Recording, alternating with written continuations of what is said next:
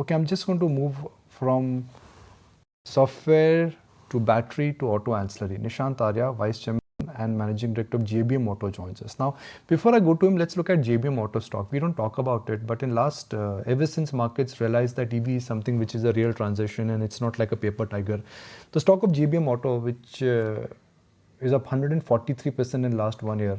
If you stretch that graph slightly more, you actually will see that the gain has been nothing short of breathtaking. The EV ancillary space has seen what could be called as a real tear.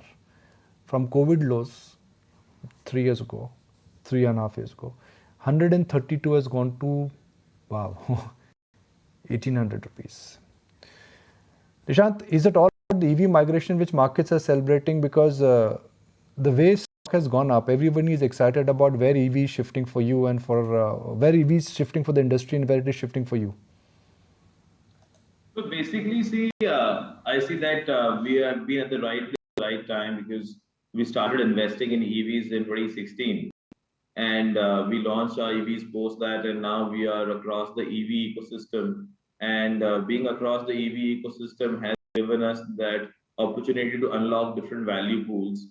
That's what JM Auto is enjoying now, based on a strong order book and a complete solution provider. At the same time, in JBM Auto, the traditional business of automotive components and toolings has also grown significantly in this period. So multiple avenues have led to this growth, and definitely having a long-term future with electric vehicles and being positioned as a market leader has definitely fueled this growth. The management of Eicher Volvo yesterday, and when I asked them that, look, why are you not scaling up your EV business, especially the truck business and the bus business? His view was that, look, this is a business where subsidies have played a very large role and they expect subsidies to come down eventually and will have an impact on at least the auto sector per se. Would you concur with that view? So I can't comment on trucks, but on buses, definitely what I see is that today we have hit parity. If I see on a, per kilometer cost basis for our customers, because in a city like Delhi or in Ahmedabad or in Mumbai or Bangalore, where they are increasing the penetration of buses and public transportation, definitely things are bound to move forward. And with a clear roadmap of deployment, I think the industry is moving the right direction. And at least as an ecosystem play, when we see with electric buses, with lithium batteries, with power electronics, with charging solutions, we see this market growing by leaps and bounds and riding the. The cost of making a electric bus or e-bus, and what is the cost of making a ICE bus, I mean the traditional bus? See, if we compare mature markets today and we look at high-end buses, I would say the difference is about 1.4 to 1.5 times. So about, if I take a 12-meter bus, about 1.3, 1.4 crores, going up to 1.6 crores with the kind of customization which is done based on city needs. And in a diesel bus is almost 90 lakhs to 1 crore for a similar kind of category for 12-meter buses. So EV buses currently are about 1.5 times more expensive than a traditional bus. Okay, what about cost of running a bus? Because bus ultimately, when we say, it is meant for public transport, it is a mass transport. It is not something which is aspirational or inspirational. It's about the cost of transportation, which ultimately matters in mass transport. So the average cost of running a traditional bus or an EV bus in a city like, let's say, Delhi or Bombay, what is the cost? How is the cost arbitrage? If you see fuel cost itself, with about 100 rupees of diesel and about 2.5 kilometers per liter mileage, the fuel cost per kilometer in a diesel bus comes to around 40 rupees.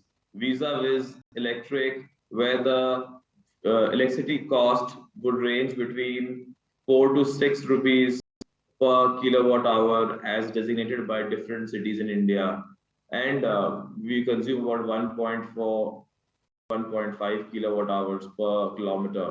So that clearly gives you about 6 to 9 rupees as the fuel cost per kilometer. So there's a clear arbitrage you see about 7x if I look at CNG and if I look at diesel versus electric in a city like Delhi where the prices of power are even lower and Bombay where the prices are a little higher, still there's a difference of about 5x.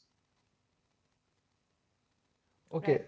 No, Aisha, I'll just think about it. The cost of running a normal bus, it's about 40 to 60 rupees. And considering quality and the life cycle what we have, it's going to be even worse because they are high on maintenance.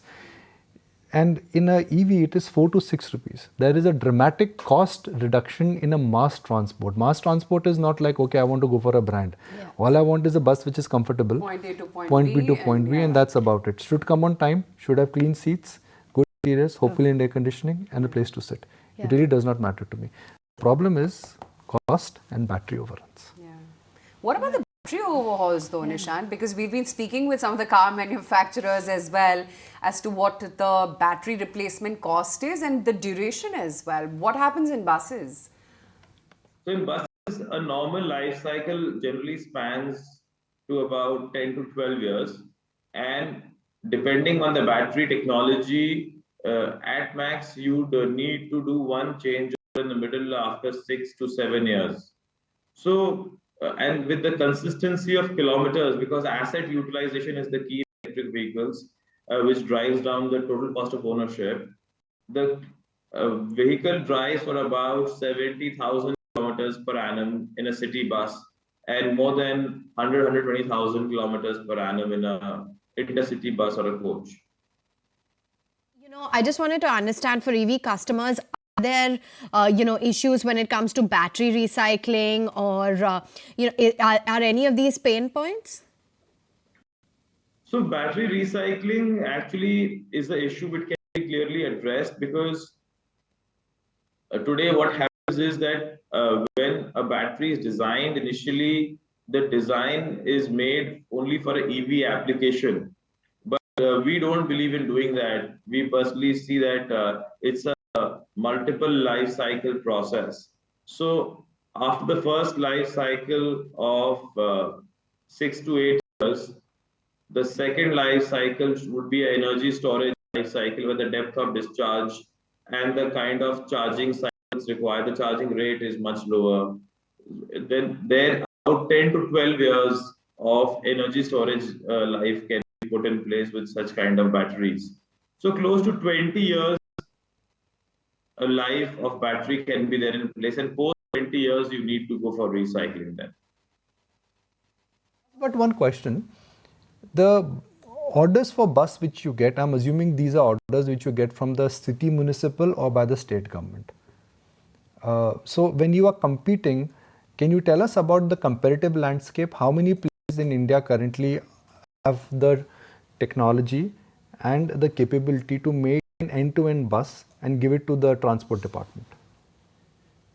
So there are about 4 or 5 players in the industry.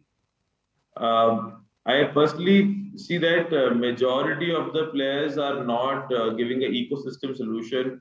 Majority of them would buy batteries from outside, and majority of the players would buy many other key aggregates and power electronics from outside.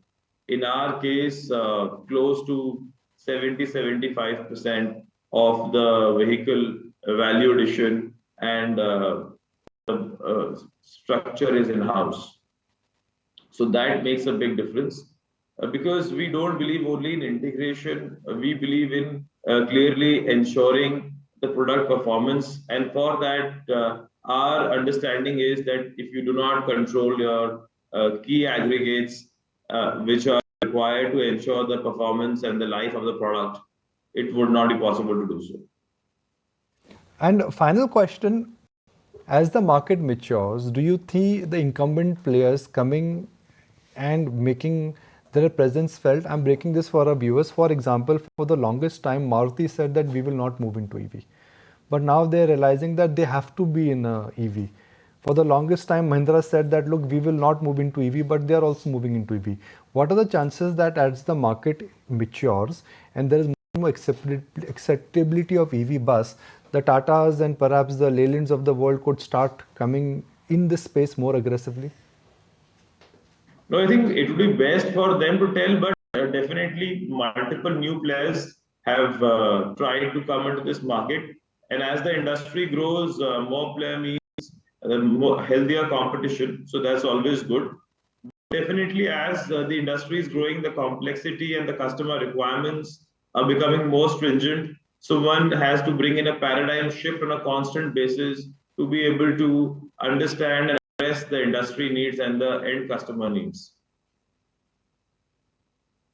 Appreciate your time. I mean, so much to learn, so much to understand, fascinating things which are happening in the EV bus or the entire electric space. Really appreciate your time and thank you for joining us. If you like this video, then like, share and subscribe to ET Now.